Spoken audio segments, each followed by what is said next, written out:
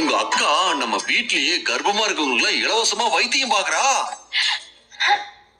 அப்புறம் அப்படி என்ன மாதிரியே ஒரு பையன் கிரிக்கெட் விளையாட போறேன்னு சொல்லிட்டு என்கிட்ட ஆசீர்வாதம் வாங்கிட்டு போறான். அவனுக்கு காரெல்லாம் கிஃப்ட் பண்ண தெரியுமா? அவன் இங்கிலீஷ்ல தேங்க்ஸ் டாடி அப்படின்னு சொல்லிட்டு துள்ளி குதிச்சு ஓடுறான். அப்புறம் உன் அக்கா மாதிரியே ஒரு பொண்ணு, அவ டாக்டருக்கு படிச்சுட்டு இருக்கா.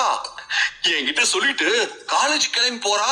அவன் நானும் பேசி சிரிச்சுக்கிட்டு சந்தோஷமா இருக்கிற மாதிரி ஒரு கனவு கண்டேன்.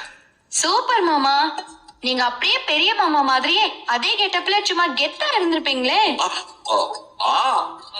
எப்படிலாம் கனவு வருதுன்னு. மாமா, இந்த கனவு மூலமா உங்களுக்கு என்ன தெரிய வருது? என்ன தெரிய வருது? இன்னும் 20-25 வருஷம் கழிச்சு நீங்களும் எங்க அக்காவும் பிரியல மாமா. உங்களுக்கு 2 குழந்தை பிறந்து அவங்களும் உங்களை மாதிரியே இருப்பாங்க. நீங்க ஒரே குடும்பமா சந்தோஷமா இதே வீட்டுல வாழ்ந்துட்டு இருப்பீங்க. ஒரு நாள் இந்த கனவு பழிக்க போது பாருங்க.